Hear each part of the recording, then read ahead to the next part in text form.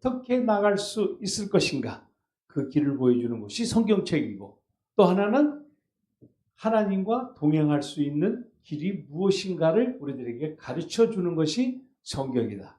그 성경책 중에서 66권 중에서 특별히 빌립보서는 우리들에게 정확하게 어디로 가야 되는지, 얼마나 가야 되는지, 어떻게 가야 되는지를 가르쳐 주는 책이다. 이렇게 말씀을 좀 나눴습니다.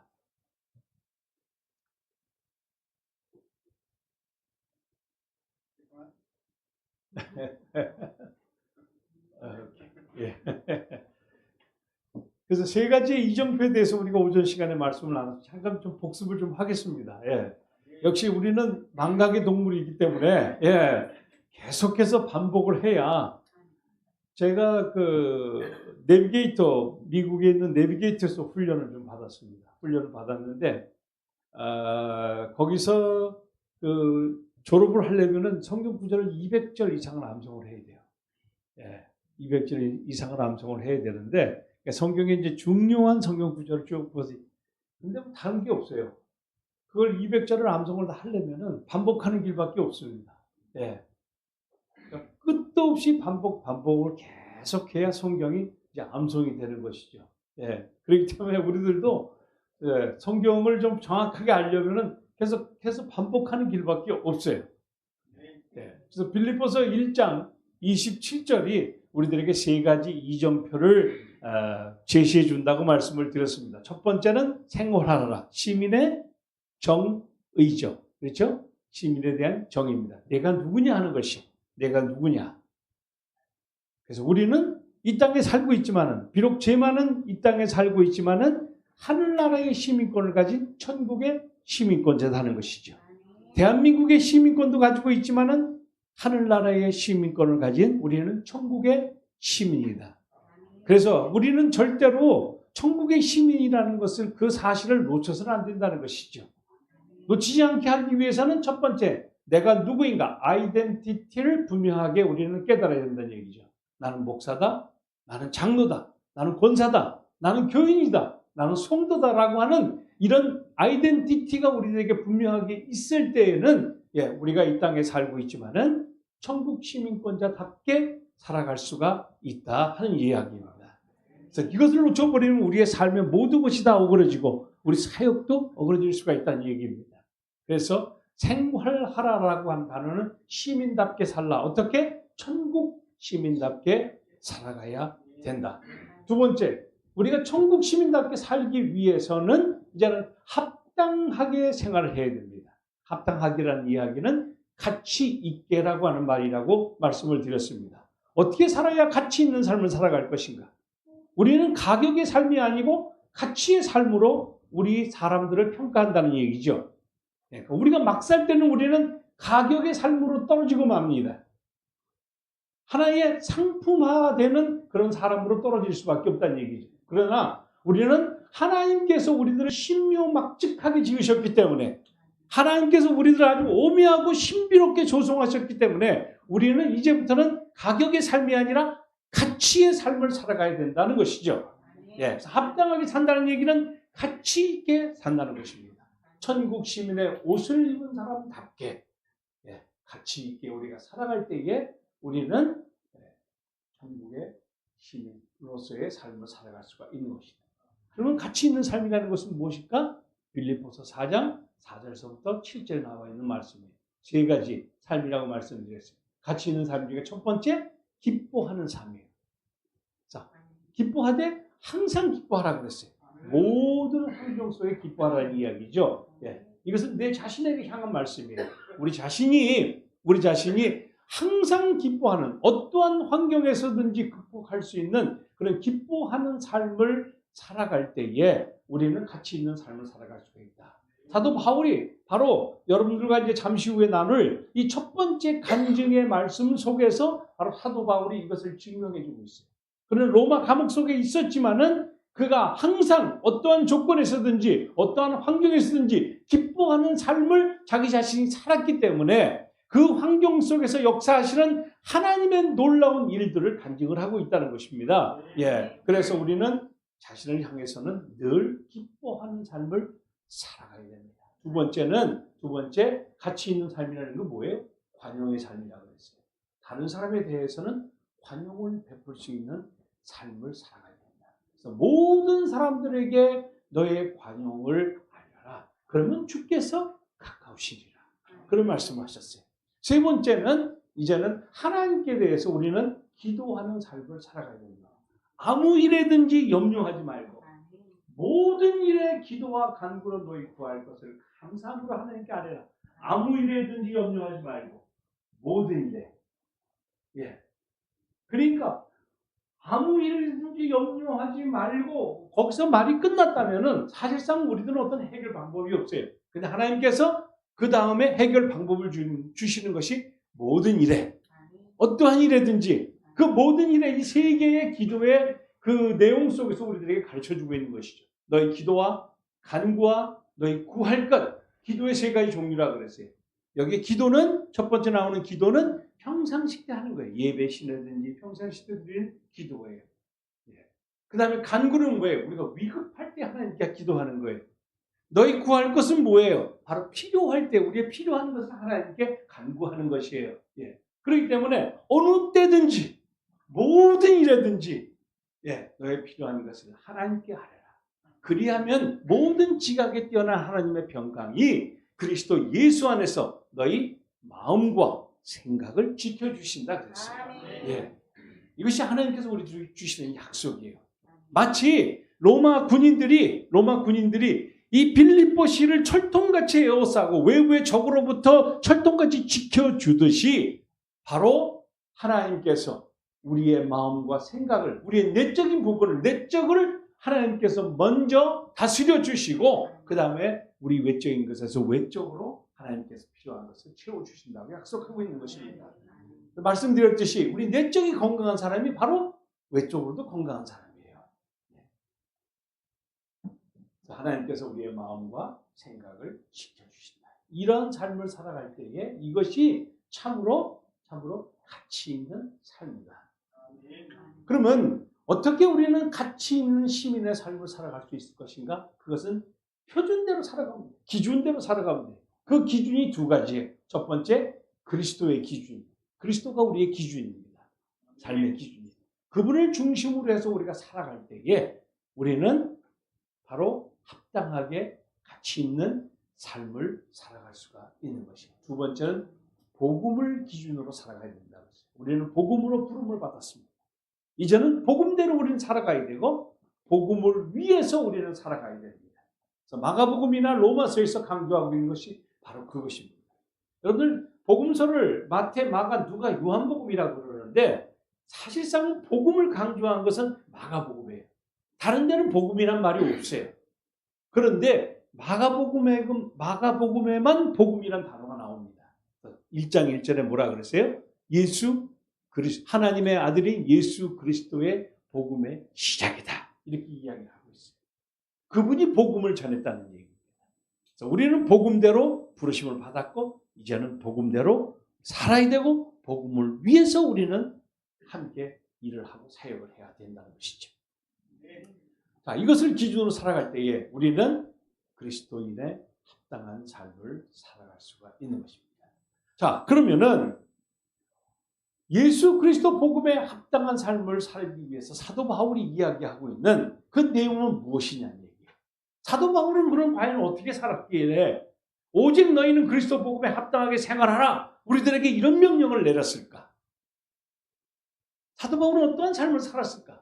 그분이 살았던 그 삶을 이 example로 우리들에게 빌립보서 전체에서 두 편의 간증과 두 편의 설교를 통해서 우리들에게 말씀을 해주고 있다는 얘기죠. 자, 사도 바울은 두 편의 간증을 통해 가지고 나는 이렇게 살았다.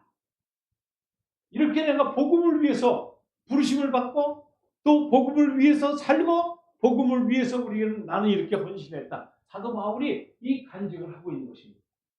그리고 이제는 두 편의 설교를 통해 가지고 너희들은 이제는 이렇게 살아라. 내가 이렇게 살았으니 나를 본받은 너희들도 이렇게 살아라. 하면서 빌립보 성도들에게 사도 바울이 두 편의 간증과 두 편의 설교를 통해서 제시를 하고 있는 겁니다. 너희들이 이렇게 살아야 된다. 그래야 그 하나님께서 원하시는 올바른 길을 따라서 너희들이 갈 수가 있다라고 그 길을 제시했다는 얘기죠. 자, 그래서 이 두 편의 간증을 보시면 1장과 거의 2장, 1장 첫 번째 부분과 4장 마지막 부분에서 이 두 개의 간증을 우리들에게 보여주고 있습니다. 그래서 1장 1절서부터 26절까지가 첫 번째 간증이에요. 그리고 첫 번째 설교는 1장 27절, 우리 오늘 같이 계속해서 반복해서 읽는 구절이 있죠. 오직 너희는 그리스도 복음에 합당하게 생활하라. 이 생활하라는 얘기를 생활합시다가 아니고요. 생활하라. 명령형입니다. 그러니까 설교가 시작하니까 명령형으로 시작하는 거예요. 이렇게 살아야 된다라고 시작한 겁니다. 그리고 마지막에 빌립보서 두 번째 설교인 빌립보서 4장 9절 말씀에 말씀을 설교를 마치면서 너희는 내게 받고 듣고 본 바를 그대로 행하라. 이렇게 명령을 하고 말씀을 마치는 겁니다. 그리고 나서 4장에 가서는 이제는 두 번째의 간증이 시작이 되는 것이죠. 빌립보서는 구조적으로 아주 굉장히 이렇게 조직적으로 이루어져 있습니다. 여러분들 사도 바울은요, 철학자입니다. 공부를 많이 하신 분이에요. 그렇기 때문에 그 옛날에 자기 선배였던 철학자인 아리스토텔레스에게 이 영향력을 받은 겁니다. 그 영향력을 쭉 받은 겁니다. 그렇기 때문에 사도 바울의 그 13편의 성경을 쭉 여러분들 보시면은 거기에는 그 사도 바울이 가지고 있던 그 철학이 그대로 묻어져 있습니다. 그래서 사도 바울은 항상 이야기할 때에 나는 이렇게 살았다? 그러므로 너희는 이렇게 살아야 된다라고 늘 강조하고 있는 것을 볼 수가 있습니다. 그러니까 다른 사람들을 설득할 때에 수사의 세 가지 법칙이 바로 이런 겁니다. 첫 번째, 이 에도스가 있고요. 나는 이렇게 살았다. 두 번째, 페도스. 너희는 이렇게 살아야 된다. 세 번째, 로고스. 말이 있어야 된다는 얘기죠. 사도 바울은 바로 간증을 통해서 에도스, 그 다음에 설교를 통해서 페도스, 그 다음에 빌립보서 전체를 통해서 로고스가 있는 것입니다. 이 세 가지를 통해서 사람을 설득할 수가 있다 이 얘기입니다. 자, 이제 빌립보 성도들에게 이렇게 말씀하신 내용을 한번 중심으로 해서 오후 시간에 굉장히 좀 피곤한 시간이거든요. 피곤한 시간이지만 제가 짧게 넘어가겠습니다. 자, 사도 바울 첫 번째 간증입니다. 이 간증. 그러니까 여러분들 가만히 듣고만 계시면 자연적으로 이게 머릿속에 이제 들어오기도 정리가 되게끔 제가 말씀을 드립니다. 이 첫 번째 간증은요, 사실 1장 12절서부터 시작이 되는데, 이 바울의 간증을 가만히 보시면은 두 개로 나눠질 수가 있어요. 사역에 대한 간증과 삶의 간증으로 나눠질 수가 있어요. 그래서 사역에 대한 간증은 12절서부터 18절까지, 삶의 간증은 20절부터 21절까지. 그러니까 사도 바울은 그의 간증을 통해서 예수 그리스도가 내 삶의 목적자가 되신다라는 것을 간증을 하고 있습니다. 예수 그리스도만이 존귀하게 되고 예수 그리스도만을 위해서 내가 전파하며 나는 살아가야겠다. 이 사도 바울의 간증의 내용이 바로 그런 겁니다. 별로 어렵지 않아요. 12절 말씀해 보니까 이 사도 바울은 먼저 이 사역에 대한 간증을 하고 있는데 고난과 비난 속에서 다음과 같이 간증을 합니다. 형제들아, 내가 당한 일이 도리어 복음 전파의 진전이 된 줄을 너희가 알기를 원한다. 내가 당한 일, 사도 바울은 무슨 일을 당하고 있어요? 지금 로마 감옥에 좀 갇히지 않았습니까? 로마 감옥에 갇혔는데 그것이 오히려 도리어 복음 전파의 진전이 이루어졌다. 복음 전파의 진전, 이 진전이란 말은 원래 군사적인 용어입니다. 여러분들 이 빌립보서를 읽으실 적에는요, 사도 바울이 군사적인 용어를 상당히 많이 사용하고 있어요. 왜? 로마 군인들이 이 빌립보시를 주둔하고 있으면서 아주 그냥 아주 열심히 그 빌립보시를 지금 지키고 있었지 않습니까? 그렇기 때문에 사도 바울이 빌립보서를 사도 바울이 쓸 적에는 군사적인 용어를 사용함으로써 이 빌립보 성도들에게 기억하고 또 빌립보 성도들이 이해하기 편하게 이런 용어를 많이 사용한 것을 볼 수가 있습니다. 이 복음 전파의 진전이란 말은 프로보케이라는 말인데요. 원래 앞에 있는 장애물을 치운다 그런 얘기입니다. 원래 적군들이 쳐들어오는 것을 막기 위해서 장애물들을 많이 길에다가 만들어 놓지 않습니까? 큰 바위돌을 놓는다든지 뭐 다른 어떤 장애물을 놓고 적군들이 오지 못하도록 만드는 거 아니겠습니까? 그런데 그 장애물을 치운다는 얘기입니다. 그러니까 복음 전파를 위해서 하나님께서 그의 당한 일이 도리어 복음 전파가 진전이 일어났다. 복음 전파에 진전이 일어났다는 얘기를 장애물을 치워버렸다 이 얘기예요. 치워졌다는 얘기예요. 어떻게 했냐면 사도 바울이 감옥에 갇혀 있어요. 감옥에 갇혀 있는데 감옥에 갇히면서 이 병사들이 계속해서 감옥을 순차적으로 서로 순번제로 돌아가면서 지킵니다. 그 사람들에게 사도 바울은 계속 복음을 전하는 거예요. 그랬더니 놀라운 일이 벌어진 게 시대에 있는 사람들이 복음을 듣고 믿게 된 거예요. 그러니까 이 시대에 있는 사람들이 그 다음에는 자기 집에 들어가가지고 자기 가족들에게 복음을 전파하네. 그래서 모든 사람들이 그 주변에 있는 사람들이 복음을 믿고 복음을 따르게 됐다는 얘기예요. 그런데 이 광경을 보고 어떤 사람들은 투기와 분쟁으로 사도 바울을 시게 해가지고 야, 이런 일이 일어난 것을 투기와 분쟁으로 어떤 사람들은 보았고 어떤 사람들은 야, 하나님께서 사도 바울 통해서 놀라운 일을 행하시는구나. 착한 뜻으로 받는 사람이 있다는 얘기예요. 그런데요, 사도 바울은 이제 18절에 결론을 내립니다. 그러면 무엇이냐? 거칠애로 하나, 즉 투기와 분쟁으로 하나, 참으로 하나, 착한 뜻으로 하나, 무슨 방도를 하든지 전파되는 건 누구다? 그리스도다. 전파되는 것은 그리스도다. 이게 사도 바울의 아주 놀라운 심정이었어요. 그는 사역에 있어서는 어떤 뜻으로 하든지 예수 그리스도만 전파된다면은 착한 뜻으로 하나, 시기로 하나, 분쟁으로 하나, 어떤 나쁜 그런 마음가짐으로 자기를 비방하나 자기는 상관하지 않겠다는 얘기입니다. 그 비난과 고난 속에서 사도 바울은 복음이 바로 예수 그리스도만 전파된다면은 나는 기뻐한다. 사도 바울의 삶의 태도였다는 얘기입니다. 우리도 마찬가지예요. 예. 우리도 때로는 하나님께서 우리들에게 늘 우리 신앙생활 할 때 보면 어려움을 주게 됩니다. 근데 그 어려움이 오히려 복음 전파의 진전이 이루어지는 것을 볼 수가 있습니다. 하나님께서 저와 여러분들에게 참 시련을 주시고 어려운 것을 주시고 문제를 하나님께서 주시는 이유가 뭡니까? 그것을 통해서 하나님께서 복음 전파를 이루시기를 원하신다는 것이에요. 예, 그러니까 우리가 정말 힘들고 어렵고 고통당하고 병들었을 때에 우리는 좌절해서는 안 된다는 얘기입니다. 오히려 그것을 통해서 도리어 복음 전파의 진전이 일어나기를 하나님은 원합니다. 우리가 함께 기도할 수 있는 이런 자세가 필요하다는 얘기죠.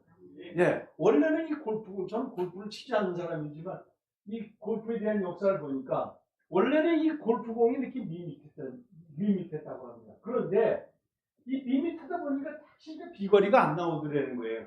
그래서 이 연구하는 사람들이 연구를 많이 해가지고 골프공에다가 저렇게 홈집을 내니까 딱 때리면은 위에는 저기압 밑에는 고기압이 흘러가지고 이렇게 해서 볼이 더 멀리 나가게 됐다는 이야기예요. 예, 여러분들 어떻습니까?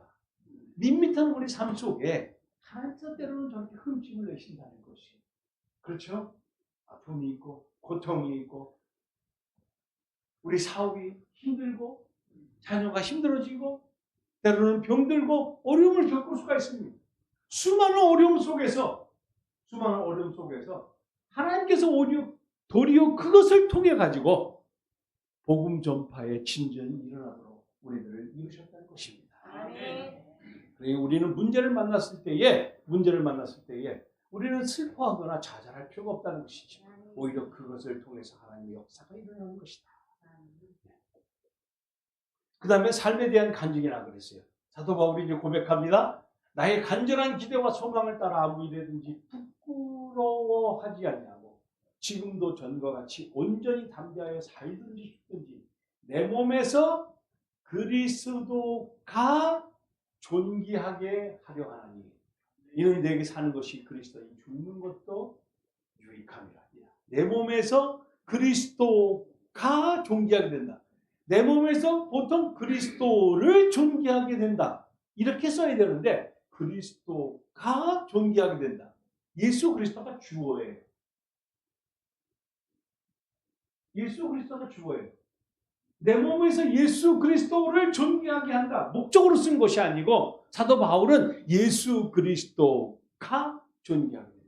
예수님이 주어고요. 예수님이 주어고 자기는 예수님에게 사용을 받는 사람. 하나의 자기는 예수 그리스도의 사역자로서 쓰임을 받게 된다는 이야기입니다. 예수 그리스도께서 나를 사용하셔서 내 몸에서 예수 그리스도를 존귀하게 나타난다. 그런 이야기입니다. 여러분들 보면은 빛에 보면은 반사체와 발광체가 있지 않습니까? 예. 그럼 우리는 뭐예요? 우리는 반사체입니다. 예. 하나님께서는 발광체십니다. 그분이 빛을 우리들에게 주셔서 우리는 그것을 반사시키는 사람입니다. 그러니까 예수 그리스도가 발광체시고 그 예수 그리스도의 그것이 내 몸에 들어와서 나를 통해서 예수 그리스도를 존귀하게 나타내게 된다는 것입니다. 네. 그래서 사도 바울은 내가 살든지 죽든지 예수 그리스도가 존귀하게 되기를 원한다는 것입니다. 삶의 목적자는 바로 예수 그리스도였습니다. 그게 첫 번째 간증에서 나오는 것입니다. 여러분들 짐 엘리엇이라고 하는 1950년도에 에콰도르의 순교자인 이분이 다음과 같이 고백을 합니다. 주님, 나는 오래 살기를 구하지 않습니다. 다만 내 몸에서 예수 그리스도는 불타기를 원합니다. 그는 에콰도르에서 그 원주민 창에 맞아가지고 순교를 당하게 됐죠. 자, 그러면 우리는 어떻게 이런 목적을 이루는 삶이 될 수 있을 것인가? 첫 번째는 목적을 가지고 우리가 살아가야 됩니다. 목적을 가지고. 여러분들 목표는 무엇이고 목적은 무엇이죠? 목표와 목적이 뭐가 다릅니까? 목표는 여러분들 결과고요. 목적은 과정입니다. 그런데 우리는 목적을 이루려면 목적을 가진 그런 삶을 살아가야 됩니다. 퍼포스가 있어야 돼요. 내가 왜 살아야 되는 그 의미를 알아야 된다는 이야기입니다. 오늘날에 여러분들 많은 사람들이 목표는 이루었는데 자살을 하는 사람들이 엄청나게 많이 있습니다. 그게 뭡니까? 사회적인 부도 있고 명성도 얻었고 돈도 벌었고 유명세를 탔는데 그 사람들이 왜 자살을 합니까? 뭐가 아쉬워서요? 외적으로 볼 적에는 돈도 많고 자기 나름대로 성공한 사람이라고 하는데 왜 그 사람들이 자살을 하게 되느냐는 얘기입니다. 그것은 그 사람들이 목표는 이루었는데 목적이 없기 때문에 그렇습니다. 젊은 사람들 특별히 잘 들으시기 바랍니다. 우리 삶 속에 우리는 목표도 중요하지만 목표 지향적인 삶보다는 목적 지향적인 삶을 살아가야 됩니다. 내가 어느 방향으로 내가 살아가야 될 것인가? 이것이 우리들에게 굉장히 중요하다는 것입니다. 여러분들의 삶에 의미를 던져주는 것이 바로 목적 있는 삶이라는 것입니다. 그래서 제가 살고 있는 곳에서 LA에서 한 남쪽으로 한 1시간 반 정도 가면은 거기에 릭 워런이라고 하는 목사님이 있는데 그분이 목적 있는 삶이라는 책을 썼습니다. Purpose of Life라고 하는 그런 책을 썼습니다. 목적 있는 삶이 무엇일까? 자, 두 번째는 이제 계획을 가져야 되죠. 목적이 있다면 그 목적을 어떻게 이루어야 될 것인가 하는 계획을 여러분들이 세워야 됩니다. 바로 플랜입니다. 그 계획이 때로는 하루, 때로는 일주일, 때로는 한 달, 때로는 1년, 5년, 10년이 될 수가 있습니다. 그 목적을 여러분들이 이루기 위해서는 이런 구체적인 계획이 필요하다는 얘기입니다. 그 많은 계획들 중에서 우리가 가져야 될 우선순위가 무엇인가를 여러분들이 먼저 아셔야 됩니다. 우선순위가 무엇인가? 어떤 것을 가장 먼저 해야 될 것인가? 이것을 여러분들이 정하셔야 목적 있는 삶을 살아갈 수가 있습니다. 여러분들 삶 속에 수많은 계획들 중에서 여러분들은 어떤 것을 우선순위로 삼고 살고 계십니까? 하루는 예수님께서 마리아와 마르다의 집을 방문했습니다.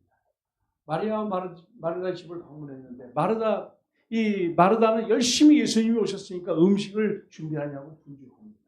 그런데 얄밉게도 동생이 마리아는 예수님 발자락에 앉아가지고 거기서 열심히 예수님께서 하시는 말씀만 듣고 있습니다.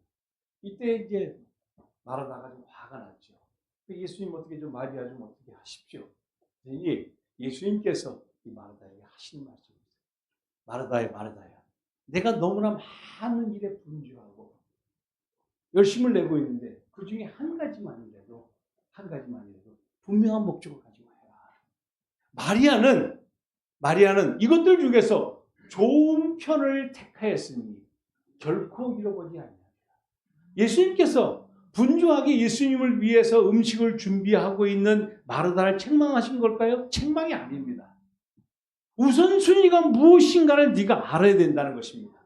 그러니까 마리아는 이 좋은 편을 택하였으니, 좋은 편이 뭐예요? 우선순위가 뭔지를 알아서 그것을 택하였으니 그는 결코 빼앗기지 아니하리라. 여러분들 그렇습니다. 주일날에요. 우리가 때로는요, 참 성도들을 위해서 막 음식 봉사도 하고 뭐 준비하고 뭐 이런 것도 다 중요합니다. 그런데 그것보다도 더 중요한 것이 있죠. 우선순위가 뭐냐는 얘기예요. 우리가 하나님 앞에 나와서 예배 드리는 것이 우선순위지 않습니까? 예, 그거를 놓쳐서는 안 된다는 얘기입니다. 교회가 많은 행사들이 있지만은 성도들이 가져야 될 우선순위가 거기에 있습니다. 그 우선순위가 무엇인가를 우리가 선택해야 된다는 얘기예요. 예. 그리고 그것을 실행에 옮겨야 되는 것입니다. 이것이 첫 번째 간증입니다. 한 두 분이 주무시고 계셔서 제가 좀 더 빨리 하겠습니다. 자, 이제 첫 번째 설교 넘어가. 명령형으로 시작했다고 했어요. 오직 너희는 그리스도 복음에 합당하게 생활하라. 예. 그러면은 우리가 그리스도 복음에 합당하게 생활하기 위해서는 어떤 메시지를 들어야 될 것인가? 예수 그리스도는 바로 우리 삶의 모범자가 되신다는 얘기입니다. 모범자가 되신다. 그래서 이 빌립보서 2장 5절 말씀에 뭐라 그랬습니까? 너희 안에 이 마음을 품으라. 오직 예수 그리스도의 마음이다 그랬어요. 예수 그리스도의 마음을, 예수 그리스도의 모범을, 예수 그리스도의 삶을 본받는 사람들이 되어야 된다는 얘기죠. 예수 그리스도의 모범을 먼저 보여주고 있고, 그 다음에 예수 그리스도의 모범을 본받는 사람들 세 사람, 사도 바울, 디모데, 에바브로, 디도를 바로 이 첫 번째 설교에서 설명을 해주고 있습니다. 예수 그리스도는 어떤 모범을 보여주셨는가? 그는 오히려 자기를 비워서 종의 형체를 가지셨고, 종이 되셨고, 그 다음에 모든 사람들에게 자기의 목숨을 내어주셨는데 바로 십자가에 죽으셨다는 것입니다. 그래서 예수님의 사역을 딱 둘로 정리를 하자면 예수님은 종으로 오셨고, 우리 섬기러 오셨고, 섬기시되 마지막에 십자가에서 자기의 목숨까지 내어주신 분이 바로 예수 그리스도라는 것입니다. 그 예수 그리스도의 그 모든 사역의 마지막 결정체는 십자가죠. 십자가입니다. 그래서 우리는 그 십자가를 믿고 십자가를 붙들고 살아가야 되는 사람이 되어야 된다는 것입니다. 세계에서 가장 높은 종탑을 가진 그 교회가 하나 있는데 바로 시카고에 있습니다. 173m의 높이의 종탑이 있는, 저기 사람들 빼죽하게 올라가 있는, 십자가는 잘 안 보이는데요. 시내 한복판에 있는 그런 감리교회입니다. 이 감리교회인데 하루는 길거리 지나가는 사람들이 그 종탑을 바라보고 저기 구경들을 하고 막 소리를 지르고 막 그럽니다. 보니까 그 종탑 꼭대기에 173m 꼭대기에 사람이 매달려 있는 거예요. 근데 뭐 사람이 매달려 있는 게 아니고 보니까 그 종탑이 오래돼가지고 수리를 하기 위해서 그 십자가에서 이제 줄을 매고 이 십자가를 지금 닦고 있는 사람이었습니다. 그러니까 사람들이 막 거기서 막, 야, 저 사람 뭐 어떻게 된 거야? 뭐 이러고 지나가던 사람들이 좋았는데, 목사님도 이제 그 수리하는 광경을 이렇게 보고 있는데, 사람들이 지나가는 그 모습들을 다 보고 있었던 거예요. 담임 목사님. 보면서 거기서 깨달은 게 있어요. 그래서 주일날 설교를 하십니다. 목사님이. 주일날 설교 제목을 십자가로 잡았어요. 십자가는 너무나 위대한 것인데, 어떤 사람들은 무심코 그 십자가에 달려있는 사람을 그냥 뭐 쳐다보지도 않고 그냥 무심코 아무 일도 없다는 듯이 지나가는 사람도 있고, 어떤 사람은 야, 저거 봐라, 저기 사면 매달렸다 하고 구경하는 사람들이 있고, 네. 어떤 사람은 저게 주님이 지신 십자가인데 나도 저 십자가를 지고 가야지 라고 믿는 사람이 있고, 십자가를 바라보는 사람마다 관점이 다 다르다는 얘기죠. 그래서 주일날 메시지에 당신은 십자가를 바라보되 어떤 사람이 되기를 원하시는가? 자, 여러분들에게 대묻습니다. 여러분들은 십자가를 바라보실 때 바로 어떤 분이십니까? 그 십자가를 무심코 지나가 버리는 사람입니까? 아니면 그 십자가를 그냥 구경만 하는 사람들입니까? 아니면 정말 나의 삶 속에 십자가를 내가 지고 가는 사람들이냐? 아니, 어떤 분들이 되기를 원하십니까? 온라인에 많은 사람들이요, 정말 아픔이 있고 슬픔이 있고 정말 힘든 가정들이 많이 있습니다. 근데 그 힘든 가정들, 그 모든 문제 속에서 우리들이 가지고 있는 십자가는 너무나도 많은 거예요. 십자가가 없는 사람들이 어디 있습니까? 그렇죠? 누구나 다 십자가 가지고 있어요. 다만 누구는 5개 가지고 있고 누구는 10개 가지고 있고 누구는 1개 가지고 있는 거예요. 십자가 다 있어요. 문제는 그 십자가를 바라보는 태도라는 것입니다. 그 십자가를 지고 가는 사람이 있고요, 그 십자가를 그냥 무심코 바라보는 사람이 있고, 아니면 십자가를 그냥 아무 일도 없다는 듯이 그냥 넘어가는 사람이 있다.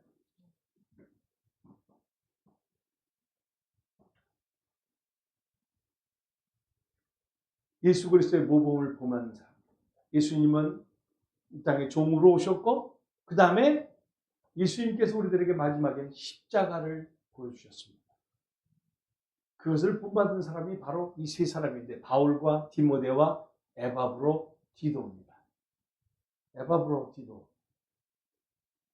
사도 바울은 재물의 삶을 살았던 사람입니다. 자, 빌립보서 2장 17절. 누가 한번 좀 읽어주세요.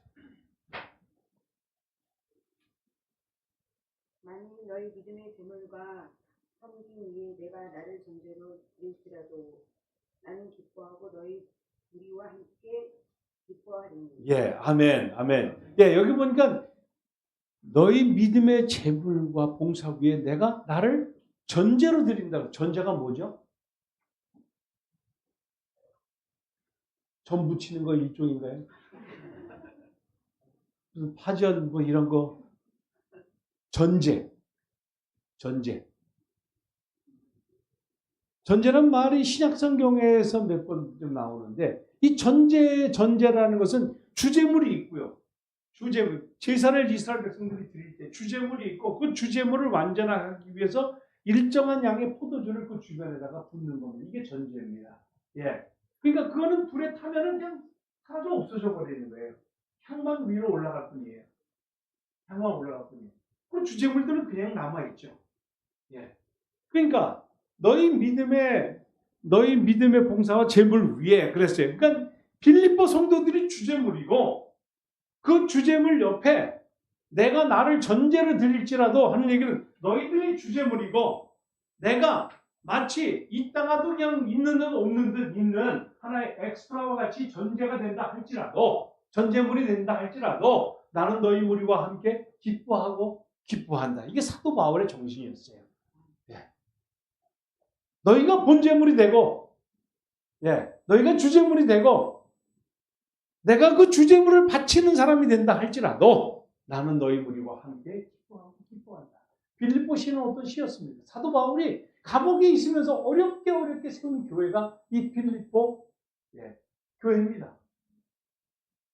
힘들게 세웠던 교회가 바로 이 빌립보 교회입니다. 사도 바울이 얼마든지 담임 목회자와 같은 그런 행사를 할 수도 있었어요. 그럼에도 불구하고 성도들이 당신들이 주제물이 되고 내가 당신들과 함께 기뻐하는 이런 전제가 된다 할지라도 나는 그러한 삶을 살겠다고 고백을 하고 있는 것입니다. 바로 예수 그리스도의 정신을 본받은 사도 바울의 태도였습니다. 자, 그 다음에 두 번째 디모데입니다. 디모데 22절 누가 한번 읽어주세요. 빌립보서 2장 22절. 디모데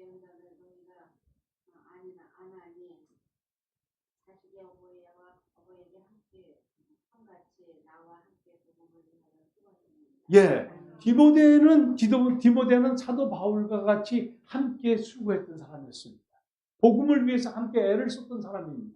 그런데 여기 보니까 사도 바울이 오히려 좀 두드러지고 디모데는 하나의 사도 바울과 함께 사역하는 그냥 동역자로만 많이 비춰지고 있습니다.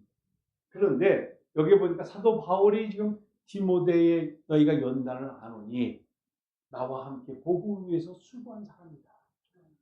디모데는 항상 사도 바울의 그늘에 그 그림자에 가려가지고 늘 2인자의 삶을 살았던 사람입니다.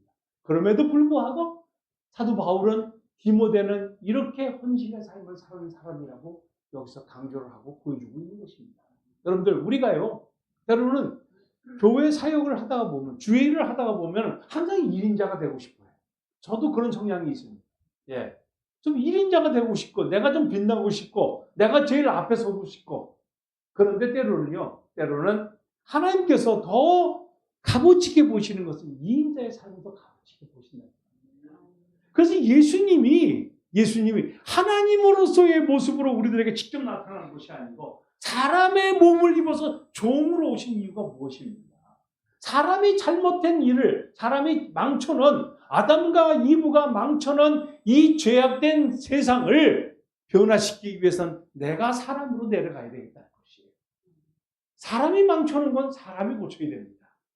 예, 그래서 예수님께서 사람의 몸을 입고 이 땅에 오셨다는 이야기입니다. 예, 그렇기 때문에 이 2인자의 삶이라는 것은 어떻게 보면은 굉장히 중요한 삶이라는 것이죠. 자, 세 번째 에바브로디도입니다. 에바브로디도는 고난의 삶을 살았던 사람. 자, 30절 누가 한번 읽어주세요.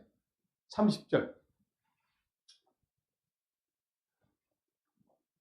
그가 두세 일을 위하여 죽기에 이르러도 자기 목숨을 돌보지 아니한 것은 나를 섬기는 너희의 일의 부족함을 채우려 함이니라. 예, 아멘. 예, 여기 에바브로디도는 자기의 목숨을 돌보지 않았다 그랬어요. 자기의 목숨을 돌보지 않았다는 이야기는 이게 원래는 도박에서 쓰는 용어였어요. 도박할 때에 여러분들 어떻게 합니까? 뭘 하나 좋은 편을 딱 가지게 되면 어떻게 하죠? 내가 가지고 있는 올 인하지 않습니까? 내가 가지고 있는 걸 모든 걸 다 거는 거예요. 자기의 목숨을 돌보지 않았다는 말은 원래 도박에서 사용하던 용어예요. 올 인했다는 얘기예요.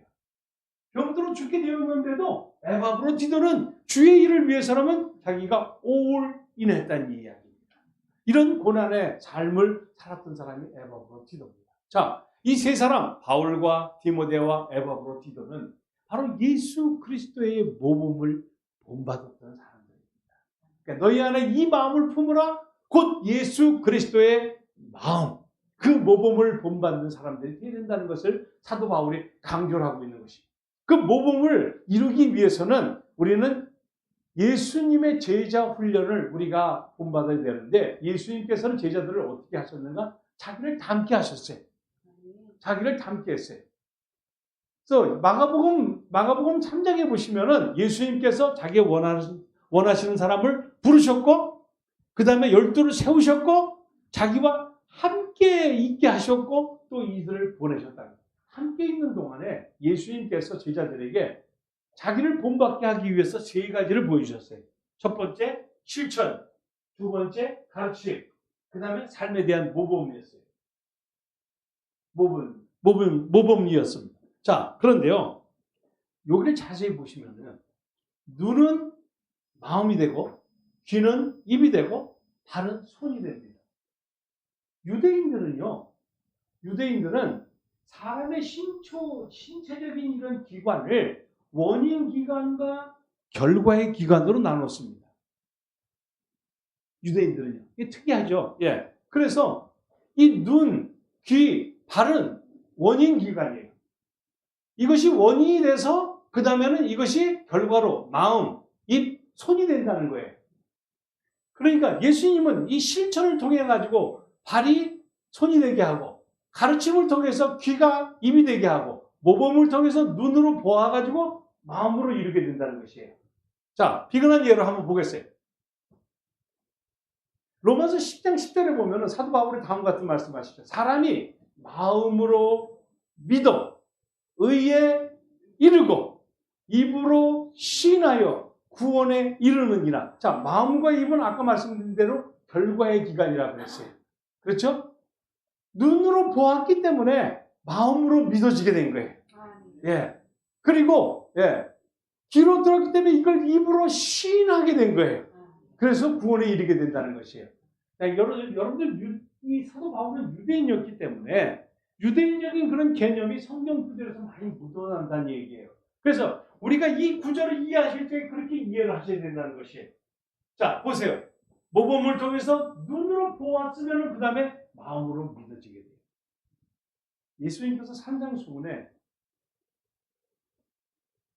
여자를 보는 자마다 가늠하는 자니 그랬어요. 예쁜 여자를 보면 자꾸만 보게 되지. 예? 그게 사람의 초가 아닙니까? 그 본다고 해서 그게 가늠이 돼요? 그게 아니라는 얘기죠. 예. 거기 본다라는 말은 현재 진행형이에요. 한 사람을 보고 또 보고, 보고 또 보고, 보고 또 본다는 얘기예요. 그러다 보면 그게 마음으로 믿어지게 된다. 예. 마음으로 믿어지게 된다. 어느 집에 갔더니 술병이 쫙 전시가 되어 있더라고요. 어느 집사님 댁에 갔는데 술병이 전시가 되어 있어요. 그래가지고 집사님도 술 저거 다 마십니다. 아니에요 목사님, 저거 장식용이에요. 제가 이렇게 해외 다니면서 술병을 콜렉션 해가지고 예쁜 병들을 갖다 놓고 쫙 지내는 거. 그런데요, 그 자꾸만 보면요 결국에 마셔요. 예, 결국에 마십니다. 예, 이게 눈으로 보게 되면은 마음으로 된다니까요. 예, 그 다음에 귀로 자꾸만 듣게 되면은 그 다음에 우리 입으로 시인을 하게 되는 것이. 그 다음에 발로 이렇게 원인기가 되다 보면 결국엔 손으로 가서 발로 가다 보면 손으로 짚게 돼요. 예, 그렇게 돼 있다는 얘기입니다. 그래서 유대인들은 바로 실천과 가르침과 모범을 통해서 예수님께서는 제자들을 자기를 닮게 했다는 얘기죠. 무엇으로? 실천과 가르침과 모범을 통해 가지고 제자들을 만드셨다. 이게 모범을 이루는 사람이에요. 두 번째, 사도 바울은 예수님처럼 제자 훈련을 전수하는 것으로 시작을 했습니다. 그래서 디모데후서 2장 2절에 보니까 바울이 디모데는 충성된 사람에게, 충성된 사람은 다른 사람을 가르칠 수 있으리라. 사도 바울은 전수에 대해서 이야기를 하고 있는 겁니다. 어떻게 하면 우리가 예수님을 본받을 수 있을까? 바로 이 전수를 통해 가지고 이루어진다는 것입니다. 여러분들, 신앙의 전수라는 것은 굉장히 중요합니다. 역대하 33장을 보시면요, 거기에 이제 세 명의 왕을 소개를 하고 있어요. 첫 번째는 히스기야 왕이에요. 13대 왕이었어요. 남쪽 유다 왕국의 13대 왕인 히스기야 왕이었어요. 그 아들이 바로 므낫세 왕이에요. 14대 왕이에요. 그 다음에 그의 또 아들이 아몬 왕이에요. 15대 왕이었습니다. 그런데 여기 아주 비극적인 얘기가 지금 전개되고 있어요. 역대하 33장에 보니까 므낫세가 12살 때에 왕위에 올랐다 그랬어요. 그러니까 뭐예요? 히스기야 왕이 병들어 죽게 되었을 때에 하나님께 기도를 했어요. 매달려. 그랬더니 하나님께서 히스기야 왕을 15년을 생명을 연장시켜줬어요. 덤으로 얻은 삶이에요. 그 덤으로 얻은 삶 가운데에 태어난 아들이 므낫세 왕이에요. 그렇죠? 그렇죠? 말이 맞는 얘기죠? 그죠? 12살 때 됐으니까. 그 12살 때 므낫세 왕이 올랐는데 이 왕이 아버지인 히스기야 왕의 그 종교 개혁을 그대로 본받지 않고 악한 길을 걸어가기 시작했어요. 여호와 보시기에 악을 많이 행해서 하나님을 진노하게 만들었다 그랬어요. 그런데 한줄 더 떠가지고 그 므낫세 왕의 아들이었던 아몬 왕은 그의 아버지 므낫세 왕의 그 길을 따라서 더욱 악한 일을 행하게 됐다는 얘기입니다. 자, 우리가 이 히스토리를 한번 쭉 살펴보면서요. 히스기야 왕은 당대에 종교 개혁을 일으켰던 사람이에요. 모든 우상들을 철폐시켰고요. 산당들을 다 무너뜨려버리고, 신접하는 사람, 무당들, 귀신 부르는 사람들 다 쫓아버렸어요. 그랬는데, 그의 아들 므낫세 때 왕은 다시 불러들이기 시작해요. 아므로함은 더했다는 이야기입니다. 자, 보세요. 왕위는요, 왕위는 히스기야에서 그의 아들 므낫셋으로, 므낫셋의 아들로, 암몬으로, 이것이 왕위는 잘 계승이 됐어요. 그런데 신앙은 전혀 계승이 안 됐다는 이야기입니다. 얼마나 비극적인 이야기입니까? 세상에 왕의 권위는 그의 아들 때에, 손자 때에 잘 이루어졌는데, 그의 아버지 때에, 할아버지 때에 있던 히스기야 왕이 가졌던 그 종교 계획은, 그 신앙의 좋은 삶은, 모범은 그의 아들 때에, 손자 때에 이어가지 못했다. 여러분들, 다시 우리에게 돌아보십시다. 여러분들 자녀들에게 무엇을 전수해 주시기를 원하십니까? 여러분들이 가지고 있는 집이요? 사업체요? 자동차요? 여러분들이 가지고 있는 재산도 자녀들에게 물려주는 것도 중요합니다. 그러나 그보다도 더 중요한 것은 여러분들이 가지고 있는 그 신앙의 바른 길, 그 신앙의 모범, 이것을 자녀들에게 여러분들 전수해야 되지 않겠습니까? 네. 여러분들 이스라엘 백성들이 사사기의 그 400년의 그 암흑시대를 걸어갔던 이유가 무엇입니까? 사사기 기자는 사사기 2장에 다음과 같이 이야기를 하고 있습니다. 여호수아가 살아있을 때에는 그와 함께했던 지도자들은 하나님을 믿었고 하나님이 행하시는 일을 그대로 따랐습니다. 그런데 그의 아들 때에 가나안 땅에서 태어난 세대들은 하나님을 알지도 못하고 하나님께서 행하신 일도 알지 못했다는 것입니다. 이게 비극입니다. 이게 비극입니다.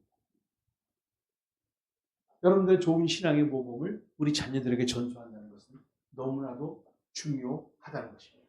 네. 자, 삶의 설교입니다. 조금 더 해도 될까요? 예? 조금 더 해도 될까요? 네. 주무시는 분이 한 서너 분 계셔서 제가 여기 마치고 내년에 또 와서 할까요?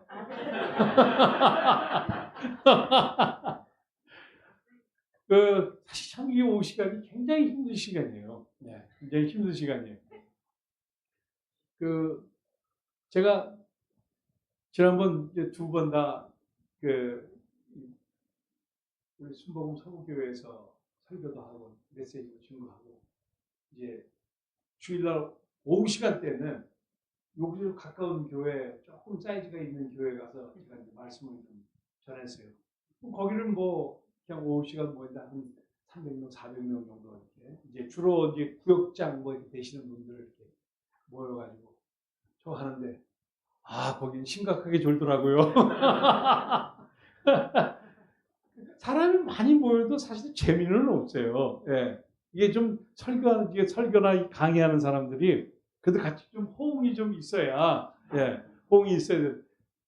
제가 솔직히 말씀드리면 서부에는 좀 마음이 좀 편한 것 같아. 예. 거긴 좀 불편해 뭔가가. 사람은 많이 앉아 있는데 이거 뭐 허공에다가 다 찔르는 것 같은 그런 느낌이 들어가지고 예.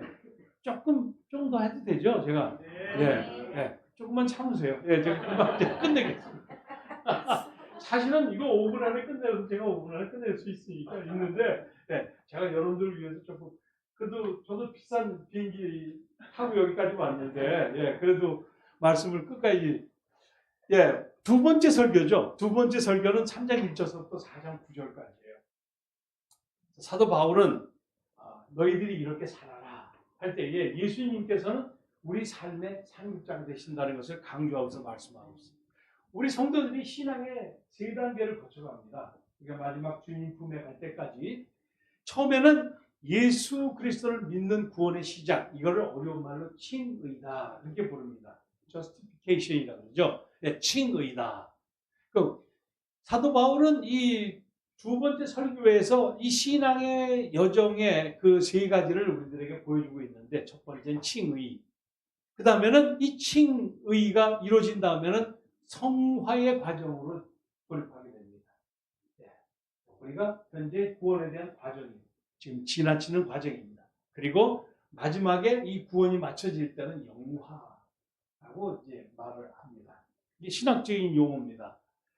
그래서 사도 바울은 이것을 구원의 시작, 구원의 과정, 구원의 마침 이렇게 표현하고 있는데 그 중에서 우리들에게 가장 중요한 것이 무엇이냐? 바로 성화의 과정이라는 거예요. 성화의 과정을 두 번째 그 설교를 통해 가지고 우리들에게 보여주고 있어요. 자, 우리가 이 성화의 과정을 거쳐가는 데 있어서 가장 중요한 것은 달려간다는 거예요. 그 사도 바울이 달려간다는 말을 지금 12절과 14절에 반복해서 이야기하고 있어요. 내가 이미 얻었다함도 아니고 온전히 이뤘다함도 아니고 오직 내가 그리스도께 잡힌 바 된 그것을 잡으려고 달려간다. 그 다음에 14절 표대를 향해서 그리스도 예수 안에서 하나님이 부르신 부름의 상을 위하여 달려간다. 예, 이 달려간다. 이 성화의 과정을 달려간다라고 표현을 하고 있습니다. 우리는 지금 달려가는 사람입니다. 예, 우리는 또 달려가야 됩니다. 안주해서는 안 된다는 것이죠. 왜? 우리는 신앙의 경주를 지금 하고 있는 사람이기 때문에 그렇습니다.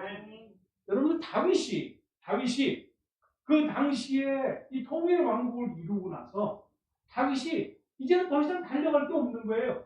더 이상 갈 게 없는 거예요. 그러다 보니까 이제 안주하기 시작을 했어요. 밤중에 베란다에 나와서 보니까 한 여인이 눈에 들어오더라는 것이죠. 예, 그 여인 때문에 그 여인의 남편도 죽이고, 예, 거기서 가는 데를 지고, 사도 다윗이 그 이후서부터 그의 삶이 굉장히 어려웠던 그런 삶을 살았던 것을 볼 수가 있습니다. 우리 신앙의 안주라는 것이 이렇게 무섭다는 것입니다. 우리는 안주를 해서는 안 된다는 얘기. 이제는 우리는 계속해서 달려가야 되는 것입니다. 예. 그래서 12절에 우리는 무엇을 왜 달려가야 되는가? 그러면 달려가야 되는가? 그걸 설명합니다. 오직 내가 예수 그리스도께 잡힌 바 된 것을 잡으려고. 잡힌 바 된 그것을 잡으려고. 잡힌 바 된이라는 말은 수동태입니다. 잡으려고는 능동태입니다. 사도 바울이 언제 수동태가 됐습니까? 언제 잡혔습니까? 다메섹 도상에서 예수님께 잡혔어요. 예. 자기는 예수님의 손을 잡은 적이 없어요. 그러나 예수님께서 사도 바울을 딱 잡으신 거예요. 예. 그 잡혔던 그것을 이제는 내가 잡으려고 예수님의 손을 계속해서 잡으려고 나는 달려간다는 것입니다. 예. 이것이 필요하다는 거예요. 그러니까 우리가 왜 달려가야 됩니까? 우리는 잡힌 것을 잡으려고 우리는 달려가야 된다는 얘기예요. 예수님의 손을 놓아서는 절대로 안 되는 것이에요. 우리는 예수님의 손을 붙들고 계속해서 죽는 날까지 우리는 가야 된다는 것입니다. 그리고 또 그러면 무엇 때문에 우리 달려가야 되는가? 표대를 향해서 부르심의 상을 위해서 예수님께서 우리들에게 상급을 주시기 때문에 그 상급을 위해서 우리는 달려가야 된다는 것입니다. 그래서 운동장에서 다름질하는 사람들이 다 달릴지라도 상을 받는 사람은 한 사람인 줄 너희가 알지 못하느냐. 그러니까 너희도 상을 받도록 이와 같이 다름질을 해라. 예, 우리는 경주를 하는 사람들입니다. 특별히 우리는 마라톤 경주를 하는 사람들이죠. 예, 여러분들 단거리 경주자가 아닙니다. 저와 여러분들은 마라톤을 경주하는 사람입니다. 이 경주하는 사람이 해야 될 준비사항이 있습니다. 그것은 첫 번째, 작은 것부터 우리는 살펴야 됩니다. 이러므로 우리에게 구름같이 둘러싼 허다한 증인들이 있으니 모든 무거운 것과 얽매이기 쉬운 죄를 벗어버리라 그랬어요. 예, 그래야만이 우리가 신앙의 경주를 달려갈 수가 있는 거예요. 예, 여기에 첫 번째는 작은 것부터 우리는 살펴야 됩니다. 여러분들 죄는요, 큰 거 작은 거가 없습니다. 하나님 앞에 죄는 죄입니다. 우리가 볼 적에는 사람들의 기준과 표준을 볼 적에는 세상 사람들의 기준과 표준을 볼 때는 작은 죄가 있고 큰 죄가 있어요. 그런데 하나님 편에서 볼 적에는요, 죄는 죄예요. 작은 것이나 큰 것이나. 그런데 더 무서운 거는 우리가 생각할 때에 작은 것은 죄가 아니라고 생각을 한다는 얘기예요. 어떻습니까, 여러분들? 빨간 불에 씩 지나갔다. 죄입니까? 죄가 아닙니까? 바쁜데 그 정도는. 네? 바쁜데 그 정도는. 눈 감아줘야지. 하나님도 눈 감으셔야지. 네. 그걸 뭘 죄로 인정하세요? 어떻습니까? 목사가 간음죄를 졌다. 어휴, 큰일 났네. 그래, 저건 큰 죄야. 네. 붉은 불에 내가 지나간 거는 작은 죄가. 이건 하나님이 눈 감으시고 이건 눈을 크게 뜨셔야 돼요. 그거 아니죠. 그거 아니죠. 하나님 편에서 볼 땐 죄는 죄라는 거예요. 법을 어긴 거 법을 어긴 거. 근데 우리들이 보통 우리 인간들이 기준할 때 큰 죄 작은 죄가 있다 보니까 작은 거를 우리는 때로는 그냥 넘어갈 경우가 있다는 이야기죠. 여러분들 등산할 때 가장 여러분들을 불편하게 만드는 게 뭡니까? 큰 바위예요? 큰 나무예요? 아니죠. 내 운동화 속에 들어있는 작은 돌멩이 하나가 나를 불편하게 만듭니다. 예. 그걸 여러분들이 빼내셔야 됩니다. 아멘. 그렇죠. 그걸 간과해서는 절대로 안 된다는 얘기예요. 그 다음에 불필요한 것, 가지치기를 해야 됩니다. 저는 집에서 이제 분재를 제가 키워요. 특별히 소나무 분재를 하는데 LA에 살고 있는 저는 LA 날씨가 덥기 때문에 이 소나무 분재가 잘 안 돼요. 자꾸만 이 나무가 가지가 다 위로 뻗어 올라가기 때문에 이걸 전지를 해주고 잡아줘야 돼요. 예. 나무를 좀 제가 분재 같은 거 할 것 같지 않아 보이죠? 예. 예. 그래서 학생 때는 이게 동양화를 좀 그렸습니다. 그래가지고 이 나무의 성질을 알기 때문에 분재를 좀 하고 있는데 문제는요, 이게 나무를 가지치기를 잘 해줘야 돼요. 가지치기를 안 해주면은 새순이 나오질 않아요. 나무가 예뻐지지가 않아요. 우리의 삶도요, 나이가 들면 들수록 가지치기를 많이 해요. 저도 이제 나이가 이제 70주를 내일 모레면 70인데 70주에 가까우다 보니까 이제는 내가 이제는 잘라버릴 건 잘라버려야 되겠구나. 불필요한 것은 없애버려야 되겠구나. 내가 이 무거운 걸 지고 어떻게 가려고 하는가. 그런 생각이 자꾸만 들어가요. 가지치기는 해요. 여러분들 신앙생활 할 때 필요한 것은, 신앙에 특별히 경주를 하기 위해서 필요한 것은 불필요한 것을 여러분들이 벗어버려야 됩니다. 그래야만이 우리가 당한 경주를 잘 마칠 수가 있게 되는 것입니다. 자, 이제 간증할게요. 마지막 간증 4장 10절서부터 23절 입니다.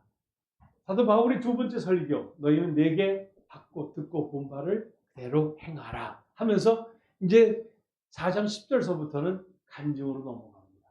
예수 그리스도는 우리 삶의 능력자가 되신다.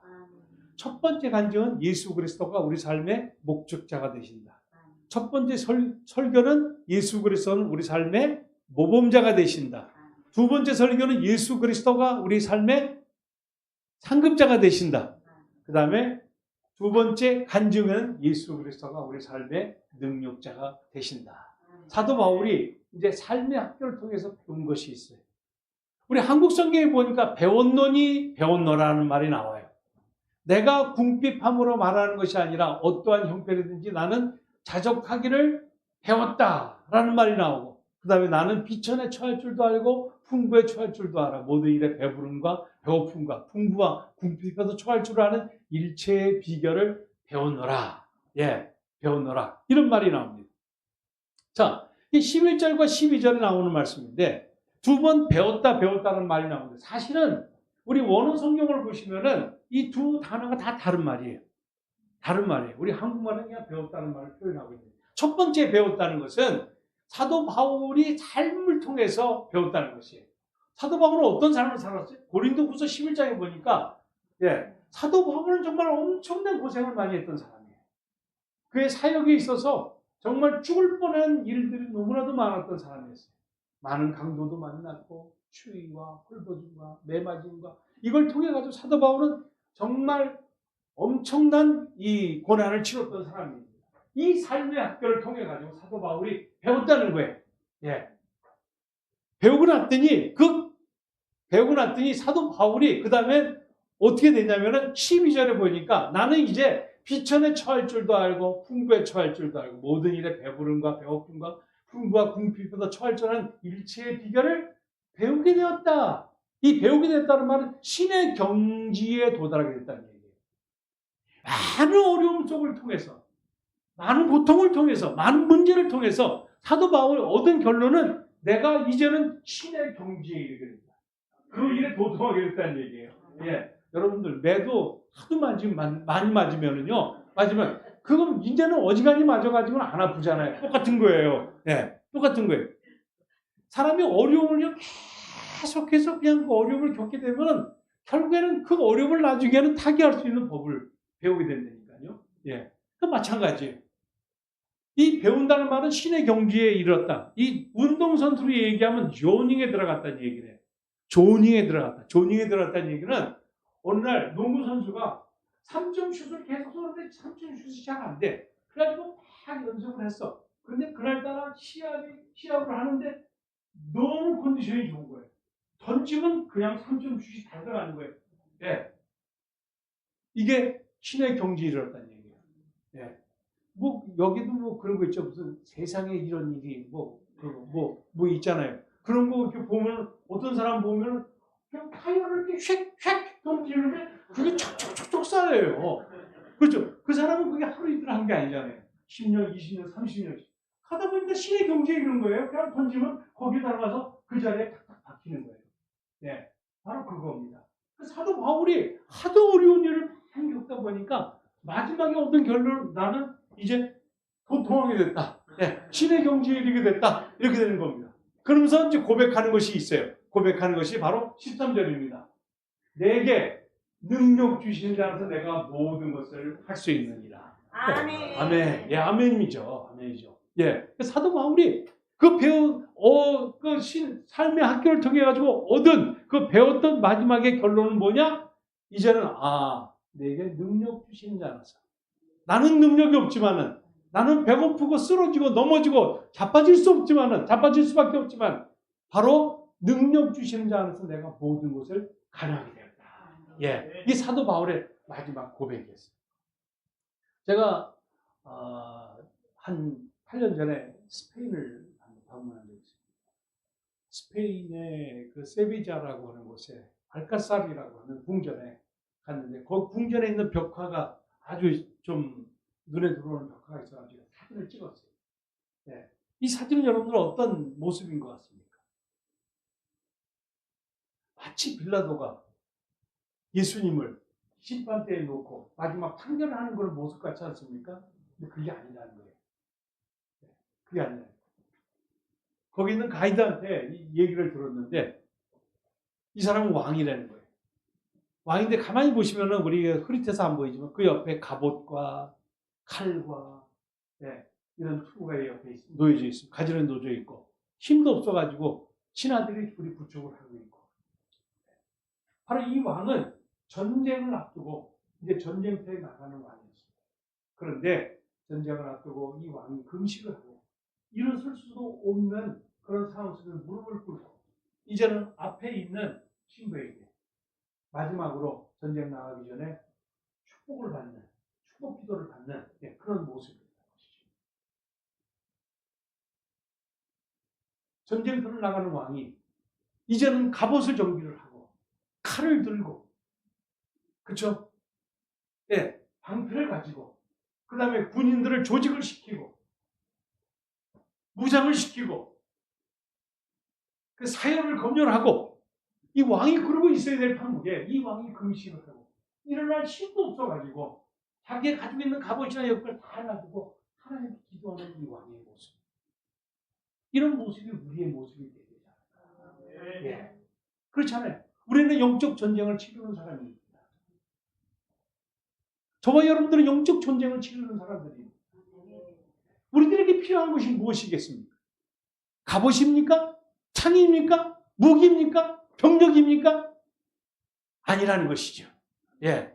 우리 삶의 능력을 주시는 그 하나님께 우리는 매달리고 기도해야 된다는 것이에요. 예. 우리 삶의 능력자 되시는 그 하나님께 그 능력을 우리가 간구하는 것이 필요하다는 것이죠. 예. 바로 이러한 삶의 태도가 우리에게 필요하다는 것입니다. 여러분들이, 저와 여러분들이 이 땅에 살면서 정말 우리가 하나님 앞에 무릎을 꿇어야 될 때는 정말 우리가 힘들고 어려울 때에 또 우리가 영적 전쟁을 치를 때에 우리의 힘으로 하는 것이 아니고 하나님의 힘으로 한다는 것을 여러분들이 하셔야 된다는 얘기죠. 또 베드로가 말하기를 누가 봉사를 하려고 하든 하나님께서 공급해 주시는 힘으로 하는 것 같이 하라.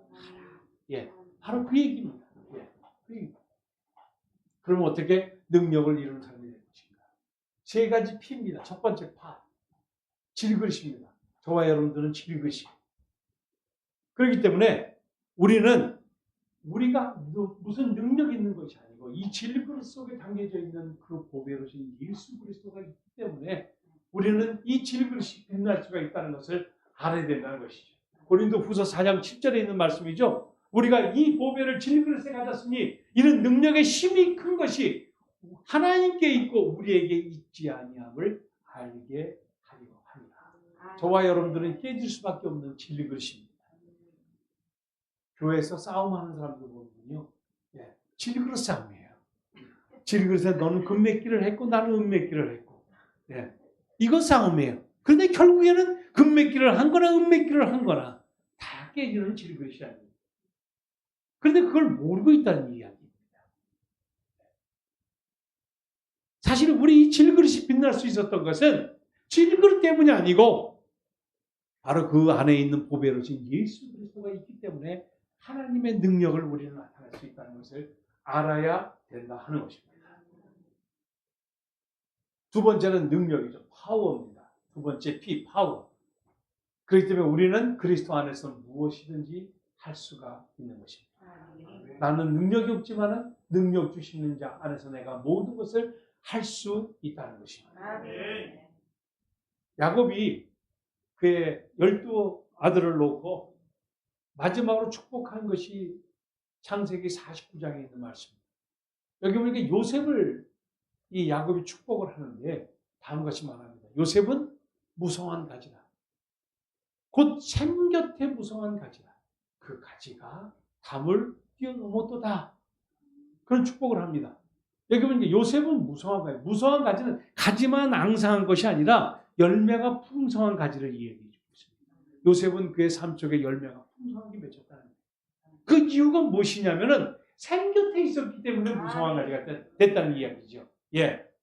요셉이 무성한 가지, 열매를 맺을 수 있는 가지가 되었던 그것은 바로 우리들에게 늘 필요한 물을 공급해 주시는 그 하나님 곁에 있었기 때문에 그렇다는 이야기입니다. 그리고 그 가지가 담을 뛰어넘게 됐다는 것이죠. 그런데도 마지막 P, 파라독스입니다. 역설적으로 무능한 우리들에게 하나님께서 우리들을 사용해 주신다는 것. 마지막으로. 예. 우리는 미련하고 세상적으로 정말 약한 것들이고 천한 것들이고 멸시받는 것들이었어요. 그렇지만 하나님께서 우리들을 고귀하게 하나님께서 우리를 만들어 주신 것은 우리를 통해서 하나님이 역사하시기를 원하신다는 것입니다. 자, 우리 한번 이 D.L. 무디가 이야기한 것을 한번 같이 읽겠습니다. 시작. 모세는 40년 동안 자신이 누구인가를 생각했다. 그 후 40년은 자신이 아무것도 아니라는 것을 배웠다. 그리고 40년은 아무것도 아닌 자신을 사용하시는 하나님을 알았다. 모세가 120세를 살았는데, 예, 이것을 40년을 나눴다면 처음에는 자기가 자신이 누구인가를 생각했고, 두 번째는 자신이 아무것도 아니라는 것을 배웠고, 그 다음에는 아무것도 아닌 자신을 사용하시는 하나님을 알기 시작했다는 것입니다. 자, 이러한 복된 삶을 사시는 저와 여러분들이 되시기를 간절히 바랍니다. 기도하겠습니다. 하나님 아버지 감사합니다. 오늘 이렇게 귀한